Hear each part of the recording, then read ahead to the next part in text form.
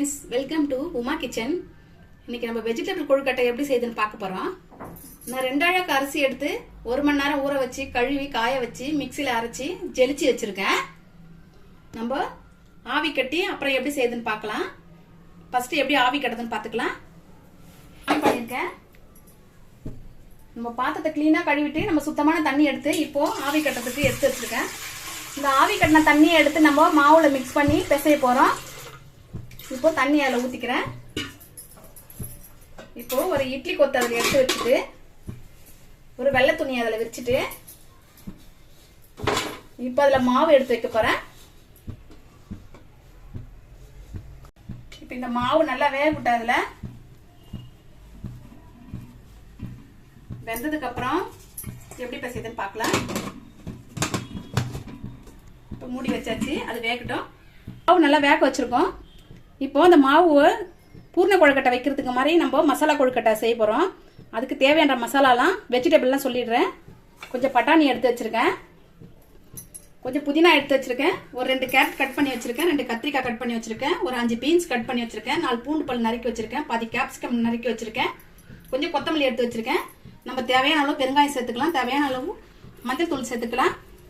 1 spoon chicken masala எடுத்து வச்சுருக்கேன், 1/4 teaspoon garam masala, 1/2 spoon வெறும் மிளகாத்தூள், பாதி எலுமிச்சம்பழம் கட் பண்ணி வச்சிருக்கேன். தேவையான உப்பு சேர்த்துக்கலாம், தேவையான அளவு எண்ணெய் சேர்த்துக்கலாம்.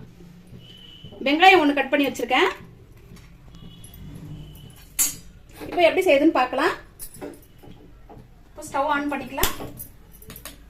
ஆன் பண்ணி கடாய் வச்சிருக்கேன். கடாய் சூடு ஏறிச்சு. இப்போ எண்ணெய் சேர்த்துக்கலாம்.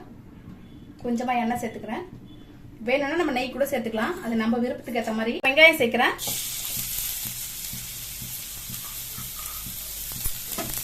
நம்ம இதை முழுமையெல்லாம் வேக வைக்க வேண்டாம், கொஞ்சமா வதக்கிட்டு லேசா வதக்கிட்டு உடனே எடுத்துக்கலாம். ஏன்னா நம்ம மாவு அவுச்ச மாவுல அது உள்ள வச்சுதான் நம்ம மறுபடியும் வேக வைக்க போறோம் கொழுக்கட்டைய. அதனால நம்ம கொஞ்சமா வேக வச்சா போதும், லேசா வதங்கினா போதும். இப்போ பட்டாணி சேர்த்துக்கிறேன்.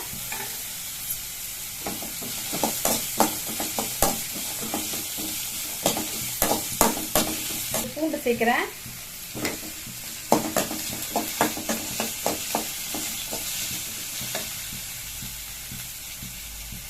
கேரட் சேர்க்கிறேன், பீன்ஸ் சேர்க்கிறேன். குடமிளகாய் நம்ம வதக்கவே வேண்டாம்.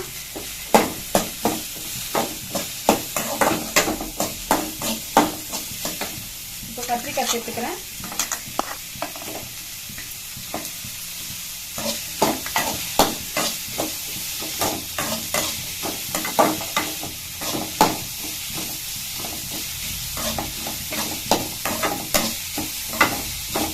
தேவையான உப்பு சேர்த்துக்கலாம்.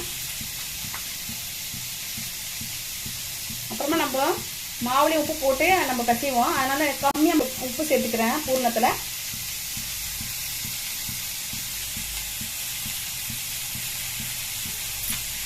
இனிப்பு கொழுக்கட்டையும் செய்யலாம், ஆனால் இனிப்பு கொழுக்கட்டை எல்லாரையும் சாப்பிட முடியாது. சில பேர் இனிப்பு கொழுக்கட்டை விரும்புவாங்க, சில பேர் விரும்ப மாட்டாங்க. விரும்பாதவங்க இந்த மாதிரி வெஜிடபிள் கொழுக்கட்டை செஞ்சு சாப்பிடலாம். கொஞ்சம் பெருங்காயம் சேர்த்துக்கிறேன், கொஞ்சம் மஞ்சள் தூள் சேர்த்துக்கிறேன், இப்போ வெறும் மிளகாய் தூள் சேர்த்துக்கிறேன், சிக்கன் மசாலா, கரம் மசாலா. இப்போ வதங்கிடுச்சு, போதும். இப்போ ஆஃப் பண்ணிக்கலாம். இது முழுசாலாம் நம்ம வதங்க தேவையில்ல, நம்ம மறுபடியும் வேக வைக்க போறதுனால நம்ம கம்மியா வதக்கி லேசா வச்சுக்கிட்டா போதும். இப்போ அதில் குடமிளகாய் சேர்த்துறேன், கொத்தமல்லி புதினா எல்லாமே சேர்த்துட்டு லாஸ்டால் நம்ம லெமன் விட்டு இறக்கிடுவோம்.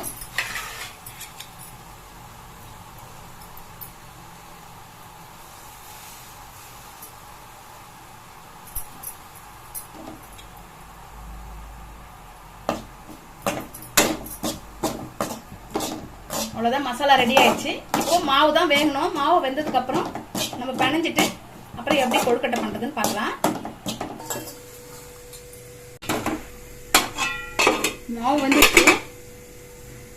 இப்போ ஸ்டவ் ஆஃப் பண்ணிக்கிறேன். இப்போ மாவு எடுத்து தட்டில் போட்டு எப்படி பிசைதுன்னு பார்க்கலாம்.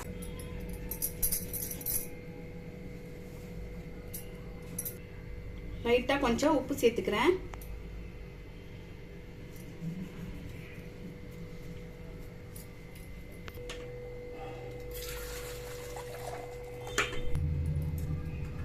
இந்த ஆவி கட்டின தண்ணி தான் எடுத்து இப்போ நான் மாவு பிசையத்துக்கு யூஸ் பண்ணுறேன். இப்போ தனியாக அதுக்குன்னு தண்ணி காய வைக்க தேவையில்லை. இந்த கொதிக்கிற தண்ணியை எடுத்து நம்ம மிக்ஸ் பண்ணிக்கலாம். சில பேர் மாவு வறுத்துட்டு சுடு தண்ணி ஊற்றி பிசைவாங்க. ஆனால் அது வந்து நல்லா சாஃப்ட்னஸாக இருக்காது. கொழுக்கட்டை ட்ரை ஆகிடும். ஆறினவொடனே சூடாக இருக்கிற வரைக்கும் தான் சாஃப்டாக இருக்கும். சுடு தண்ணி ஊற்றி மாவு வறுத்துட்டு சுடு தண்ணி ஊற்றினா அந்த மாதிரி இருக்கும். நம்ம ஆவி கட்டி சுடு தண்ணி ஊற்றினா எப்பவுமே ஆறுனாலும் சூடாக இருந்தாலும் சாஃப்டாக இருக்கும் கொழுக்கட்டை.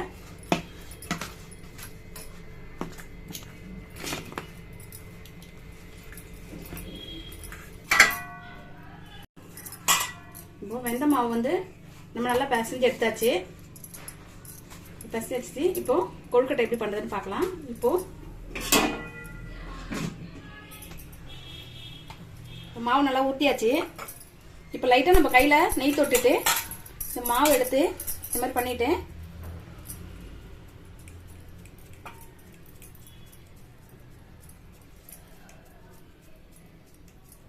இந்த மாதிரி பெருசாக இப்படி பண்ணிட்டு அகல் மாதிரி பண்ணிடணும். இப்படி பண்ணினாதான் நம்ம உள்ள வந்து அந்த வெஜிடபிள்லாம் வைக்கிறதுக்கு கரெக்டாக இருக்கும்.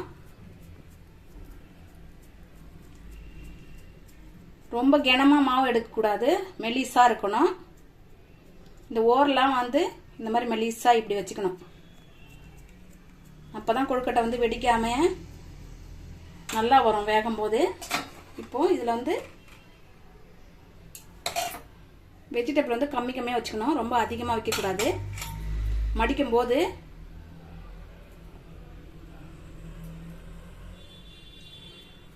இந்த மாதிரி மூடிக்கணும். இந்த மாதிரி பண்ண வரல நம்ம உருண்டையை கூட நம்ம பண்ணிக்கலாம். அது நம்மளுக்கு தகுந்த மாதிரி நம்ம பண்ணிக்கலாம், நம்மளுக்கு தெரிஞ்ச அளவுக்கு பண்ணிக்கலாம். இப்படி தான் மடிக்கணும்லாம் கிடையாது. நான் ஒன்று பண்ணி காமிக்கிறேன்.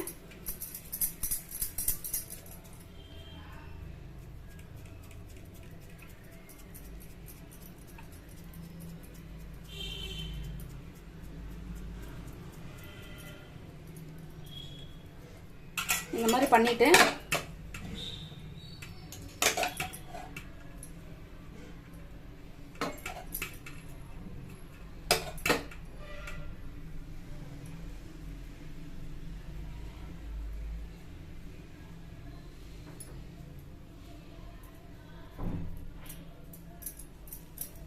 இந்த மாதிரி உருண்டை மாதிரி இப்படி பண்ணிக்கலாம். நம்ம அது மாதிரி நீட்டாக வரலன்னா இந்த மாதிரி உருண்டையாக பண்ணிட்டு இந்த மாதிரி ஷேப்பில் நம்ம பண்ணிக்கலாம். அப்படி வராதுங்க, இப்படி பண்ணிக்கலாம். நிறைய பேருக்கு அந்த மாதிரி மடிக்க வராது. இந்த மாதிரி உருண்டையாக கூட நம்ம பிடிச்சி நம்மளுக்கு தெரிஞ்ச மாதிரி பண்ணிக்கலாம். பாருங்க, இந்த ஷேப்பில் இப்படி வச்சுக்கலாம்.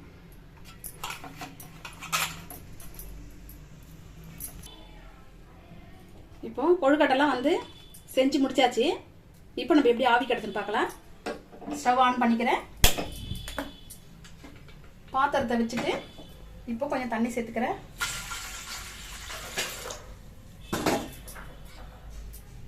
இப்போ இதில் இட்லி கொத்து வச்சுருக்கேன். இப்போ இதில் துணி வச்சுட்டு தண்ணி வந்து சூடு ஏறி ஆவி வந்ததுக்கப்புறம் நம்ம கொழுக்கட்டை அதில் வைக்கலாம். முதலே வச்சா வெடிச்சிடும். மூடி வைக்கிறேன். சூடு ஏற்ற தண்ணி ஆவி வந்ததுக்கப்புறம் நம்ம கொழுக்கட்டை எடுத்து வைக்கலாம். இப்போ தண்ணி சூடாயிடுச்சு. இப்போ ஆவி வருது. இப்போ இதை வச்சுக்கலாம்.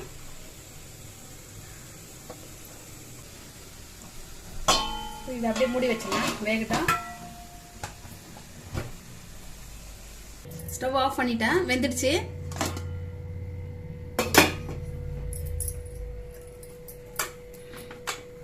கீழே இறக்கி வச்சுக்கிறேன். வெஜிடபிள் கொழுக்கட்டை ரெடி ஆயிடுச்சு பாருங்க. குழந்தைங்களுக்கு கூட இது கொடுக்கலாம். சுகர் இருக்கிறவங்க இனிப்பு கொழுக்கட்டை ஆசைப்பட்டா சாப்பிட முடியலன்னா இந்த மாதிரி வெஜிடபிள் கொழுக்கட்டை ரொம்ப நல்லாவே இருக்கும். கண்டிப்பாக ட்ரை பண்ணுங்க. குழந்தைங்க கூட சாப்பிடுவாங்க. இனிப்புனா வந்து இருமல் வரும் குழந்தைங்களுக்கு. இந்த மாதிரி வந்து ஸ்நாக்ஸ் மாதிரி சாயங்கால டைமில் செஞ்சு கொடுக்கலாம் குழந்தைங்களுக்கு ஸ்கூல் விட்டு வந்தவொடனே. ஒரு நல்ல ஸ்நாக்ஸு, ஹெல்த்தியாகவும் இருக்கும். வெஜிடபிள்லாம் போட்டிருக்கு. கண்டிப்பாக ட்ரை பண்ணுங்க. மறக்காம சப்ஸ்கிரைப் பண்ணுங்க, ஷேர் பண்ணுங்க, லைக் போடுங்க.